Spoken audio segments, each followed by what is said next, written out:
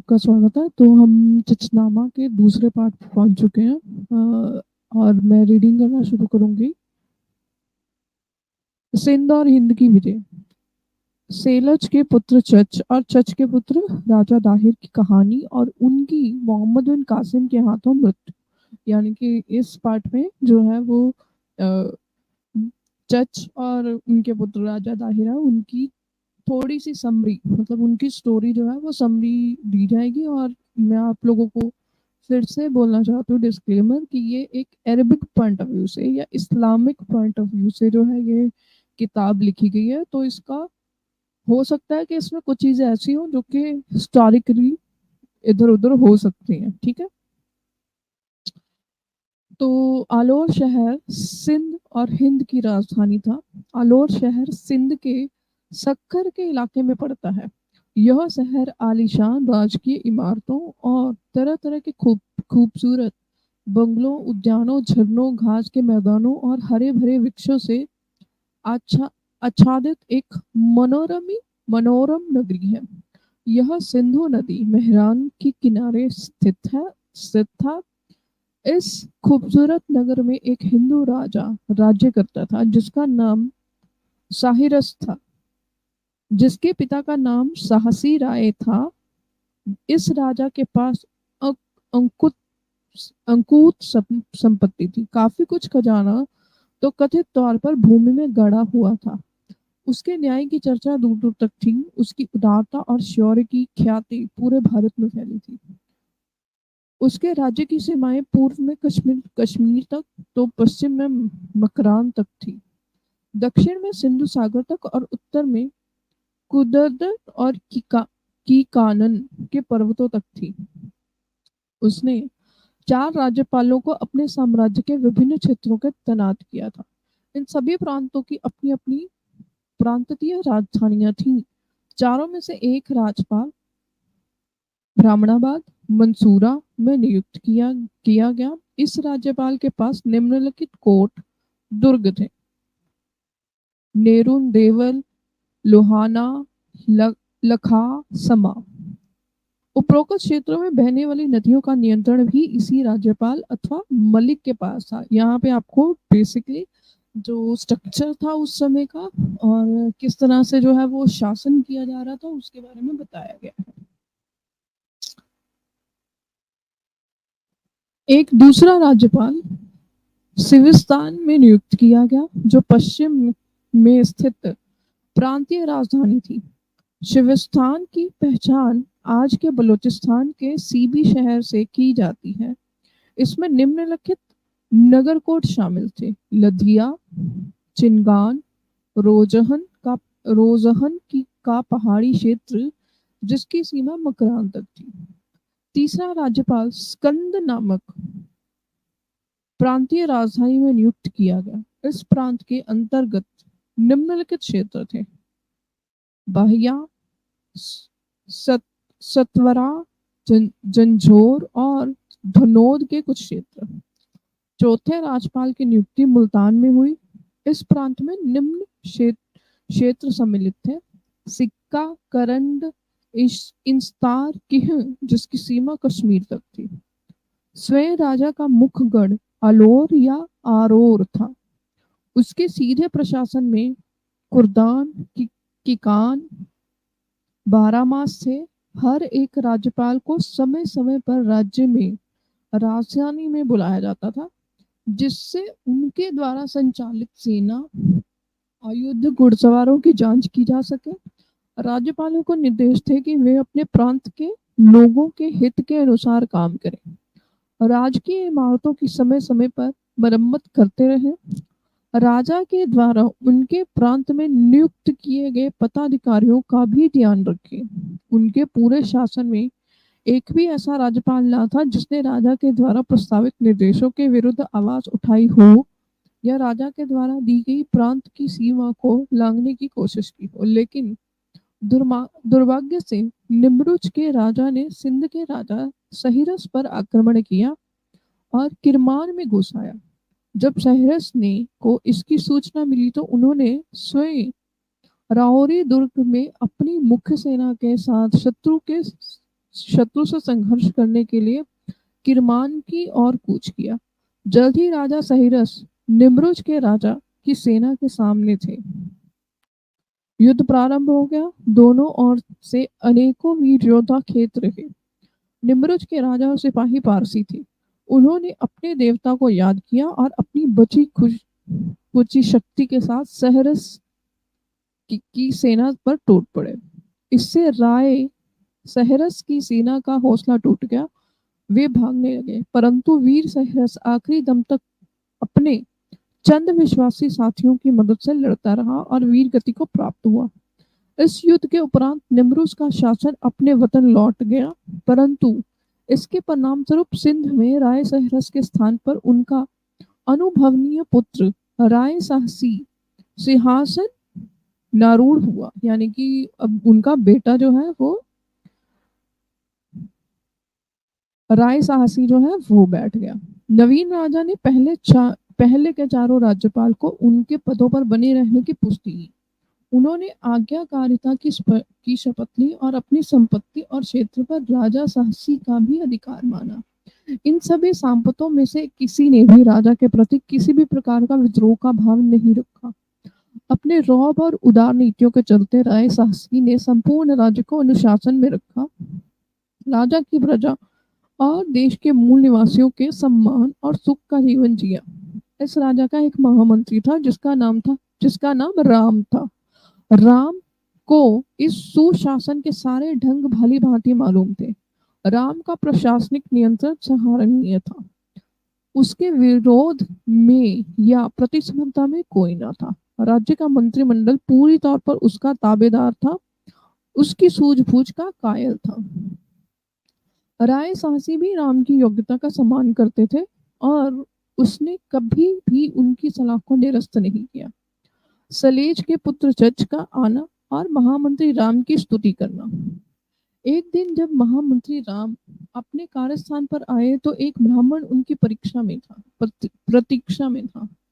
उस ब्राह्मण ने राम की प्रशंसा करनी प्रारंभ कर दी। जैसा कि उस समय की परंपरा थी, उसने स्तुति में सुंदर शब्दों का संयोजन किया। राम ने पूछा, हे ब्राह्मण, तुम कहाँ से आए हो और तुम्हारा प्रयोजन क्या है? ब्राह्मण ने उत्तर दिया, मैं शैलेश का पुत्र जच हूँ।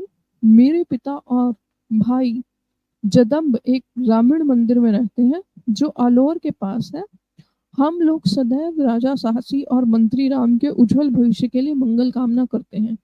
मैंने सोचा क्यों ना मैं आपसे मिलूं और अपनी योग्यता के अनुसार किसी पद की याचना करूं, क्योंकि सुंदर शब्द सुंदर भविष्य की चाबी है और शब्दों के प्रभाव से बड़े दुष्कर कार्य संपन्न हो जाते हैं। राम ने उत्तर दिया, निसंदेह तुम्हारा भाषा पर अधिकार है, शब्दों का चयन उत्तम है, परंतु क्या तुम धरती के नियम और नैतिकताओं के बारे में भी जानते हो? जज ने उत्तर दिया, मुझे हिंदू धर्म के चारों वेदों का ज्ञान है। यह मेरी जिह्वा पर है। यदि महामहिम चाहे तो मैं उन पुस्तकों के सुंदर श्लोकों का कुछ नमूना सटीक उच्चारण के साथ प्रस्तुत करूं। इन पर मैंने वर्षों तक काम किया है। इस बहाने मैं अपनी योग्यता और सच्चाई को प्रकट कर सकता हूँ। जिस समय ये दोनों ब्राह्मण आपस में बात कर रहे थे, उसी समय देवल नगर में कोई पत्र आया जिस पर कुछ सुझाव देना था। राम ने वह पत्र चच को दे दिया। चच ने उस पत्र को सुंदर लय में पढ़ा और उस पत्र का एक बहुत ही अनुकूल उत्तर तत्समय शब्दों में से युक्त भाषा में बना कर राम को दिया। चच का सुलेख भी अच्छा था, यानी कि सुलेख यानी कि जो राइटिंग थी वो भी अच्छी थी। राम ने चच को के लेख को देखा और मन ही मन उसकी प्रशंसा की।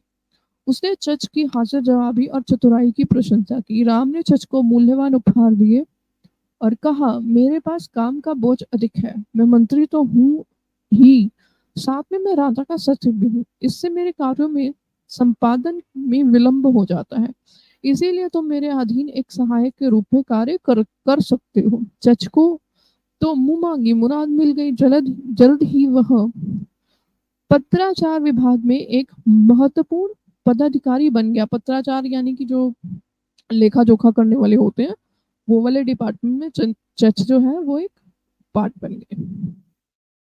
एक बार राय साहसी जनता दरबार में आया। वहां पर राज्य के उच्च पदाधिकारियों के साथ साथ नगर के गणमान्य व्यक्ति भी मौजूद थे। उसी समय सिविस्तान के प्रांत से एक पत्र आया। राजा ने राम को बुलाया, परंतु राम उस समय तक नहीं आए थे। जज को जब इस स्थिति का पता चला तो उन्होंने संदेश भिजवाया कि मैं राम का सहायक हूँ, मैं पत्र का उत्तर तैयार कर सकता हूँ। राय सासी ने जज को बुला भेजा और जज ने वह पत्र सुंदर स्वर में शुद्ध उच्चारण के साथ पढ़ डाला। उसके बाद जज ने सुंदर भाषा में उचित वाक्य विन्यास के साथ उसका उत्तर भी बना दिया। फिर वह उत्तर उसने राजा को निरीक्षण और संस्तुति हेतु परीक्षित किया। राजा एक गुणग्राही व्यक्ति था, उसे अच्छे लेख की पहचान थी। राजा जज की शैली से अत्यंत प्रभावित हुआ। उसने जज को राजवस्त्र दिए और उसे उसके पद पर स्थायी कर दिया। जब कुछ समय बाद राम आया तो उसने देखा कि राजा का मन जज पर आ गया है, क्योंकि राय साहसी ने कहा, हे राम, ये सेलज का पुत्र जज है। यह एक सत्यनिष्ठ, राष्ट्रवादी और अनुभवी ब्राह्मण है। इस पर राम ने भी राजा की बात का अनुमोदन करते हुए कहा, हे जज, तुम सचिव का भी काम करो, चाहे मैं उपस्थित रहूं या नहीं। इस प्रकार जज को राम ने अपना राज्य सचिव वाला पूरा काम दे दिया। जज राज्य के महत्वपूर्ण काम करने लगा। उसने राज्य के सभी कार्यकलाप सुचारू रूप से संपन्न किए। जब कभी भी जज की राजा से मुलाकात होती थी, राजा उसे राजवस्त्र देते थे और या कोई और पुरस्कार देते थे। राजा सदैव जज को सलाह देता था कि अपने कार्य में गंभीर रहे, क्योंकि सचिव के माध्यम से समस्त महत्वपूर्ण सूचनाओं का आदान प्रदान होता है। इस कार्य को समुचित रूप से करने पर राजा ने जज को और उच्च पद का लोभ भी दिखाया। फिर एक दिन राम की मृत्यु हो जाती है। जज सर्वे सर्वा बन जाता है। जज को महामंत्री और सचिव का पद मिला। राम की मृत्यु के उपरांत राय साहसी ने जज को बुला भेजा। उन्हें सचिव और महामंत्री, यानी कि ये बीच की बात हो रही है, जब राम जो थे उनकी डेथ हो गई, उसके बाद जज जो है वो महामंत्री और सचिव दोनों जगह पे आ गए। राम की मृत्यु के उपरांत राय साहसी ने जज को बुला भेजा और उन्हें सचिव और महामंत्री के पद पर विभूषित किया। जज ने जनता के साथ साथ दया और ममता का व्यवहार किया। कुछ ही समय में समस्त साम्राज्य में उसकी तूती बोलने लगी। उसने सचिव और महामंत्री दोनों के पदों के साथ न्याय किया। एक दिन राय साहसी अंतपुर में अपनी परम प्रेयसी एकमात्र रानी सुहासिनी के साथ बैठे हुए थे। इस श्रेष्ठ अंगोवली परम सुंदरी नवयौवना का राजा के ऊपर गहरा प्रभाव था। राजा उसके साथ सुखमय जीवन व्यतीत कर रहे थे। इसी समय महामंत्री व सचिव जज महल के द्वार पर आए। उसने एक संदेहवाहक के माध्यम से राय साहसी को संदेश भेजा कि वह राजा की किसी आकस्मिक कार्यवश मिलने आया है। राजा को महत्वपूर्ण सूचना से अवगत कराना चाहता है। यदि राजा के पास अवकाश हो तो संपूर्ण मसले को राजा को उद्योपान सुनाया जाए। इस पर राजा ने सुहानंदी से कहा कि वह पर्दे की ओट में चली जाए, परंतु सुहानंदी इसके प्रतिरूप यूं किया, कितने ही निम्न वर्ग के लोग आ सकते हैं, तो अगर एक ब्राह्मण आता है तो क्या मेरा उस पर झुकाव हो जाएगा? मैं क्यों उससे शर्म करूं या अपने आप को उससे छुपाऊं? मेरी 1000 जवानियां राय साहसी के चरणों की धूल पर न्यौछावर है। यहाँ पे आप समझ लीजिए कि ये जो लिखा जा रहा है एक इस्लामिक पॉइंट ऑफ व्यू से लिखा जा रहा है कि मतलब उन्होंने पर्दा नहीं किया, लेकिन एक्चुअल में उस समय क्या हुआ था इस पर मुझे डाउट है। ठीक है, तो मैं पहले ही डिस्क्लेमर दिया था कि ये इस्लामिक पॉइंट ऑफ व्यू से लिखी गई हिस्ट्री है, तो इसमें हो सकता है कुछ चीजें अपने हिसाब से, अपनी आइडियोलॉजी के हिसाब से मैनिपुलेट की जा। और इसके लिए मैं ब्लेम नहीं कर रही हूँ, क्योंकि उनकी भी अपनी एक इस्लामिक थियोलॉजी, एक माइंडसेट है, तो वो माइंडसेट जो है वो हमेशा व्यक्ति की राइटिंग में दिखता है। राजा के बस की बात ना थी कि वह अपनी स्त्री की अभिलाषा के विपरीत जाए। जब भी रानी किसी बात के लिए जिद करती तो राजा को उसके कुतर्क को मानना ही पड़ता। राय साहसी ने जज को बुला भेजा। जज ने राजा को समस्त सूचना दी और विषय को अच्छी तरह से समझाया। रानी सुहानंदी का जज के प्रेम में व्याकुल होना, चच का इस प्रेम के माध्यम से सिंध व हिंद का राजा बनना। तो यहाँ पे ये बता रहे हैं कि जो सहरासी की जो पत्नी थी वो उसने उनको चच जो है वो पसंद आ गए थे। ब्राह्मण चच। और इस यहाँ पे एक और बात है, अगर आप लोगों ने नोटिस ना की हो तो यहाँ पे जो चच है उसको ब्राह्मण दिखाया गया है, ठीक है।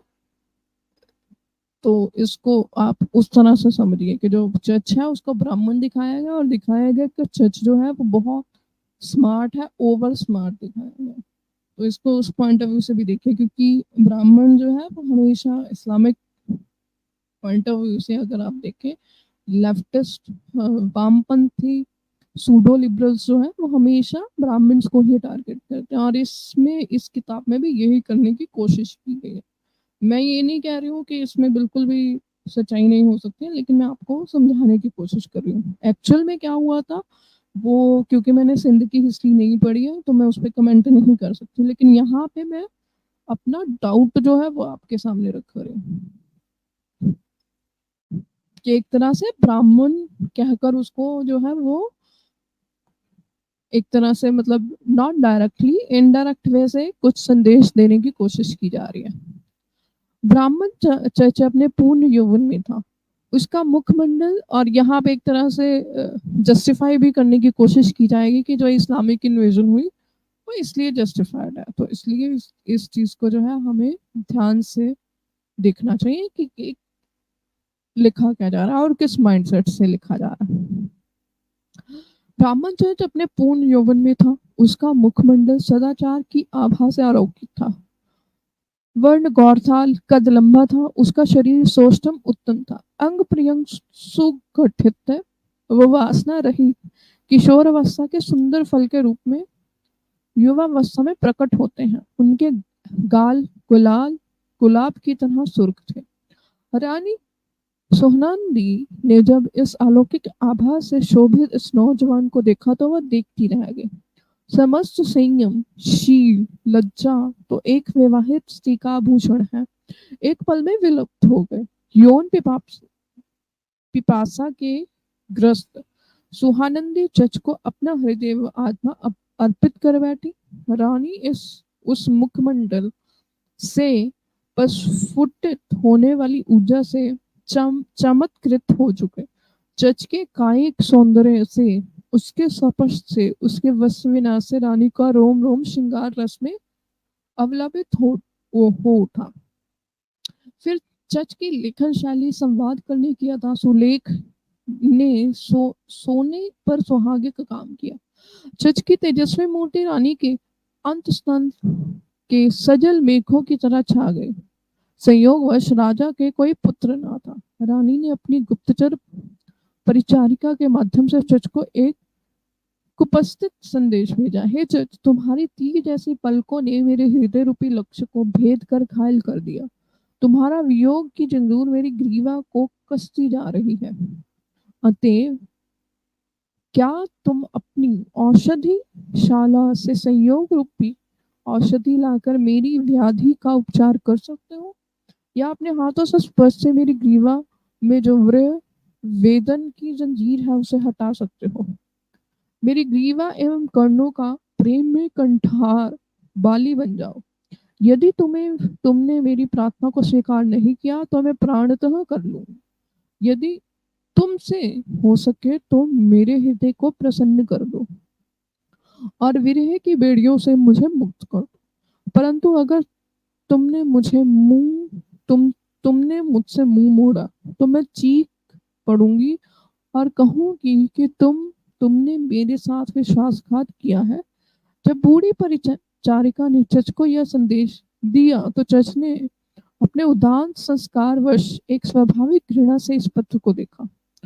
चच ने संभवतः उस प्रस्ताव को अस्वीकार करना ही उचित समझा, पर और इसका इस प्रकार उत्तर दिया। रानीवास की पवित्रता भंग करने का त्वरित में परिणाम अस्मयिक मृत्यु होता है, और यह मृत्यु का भय होता है, या फिर अगले जन्म का दंड, क्योंकि जो इस जन्म में कर्म है वही अगले जन्म में प्रारब्ध के रूप में प्रकट होते हैं। फिर यह एक ऐसा कर्म है जिससे इस जन्म में ही बदनामी होगी। यदि राजा का क्रोध अपने उरूज पर होता है तो इसे किसी भी प्रकार की रुकावट से रोका नहीं जा सकता। इसका कोई उपचार नहीं होता। इसीलिए इस प्रस्ताव को प्रस्ताव की सीमा तक ही रहना ठीक है।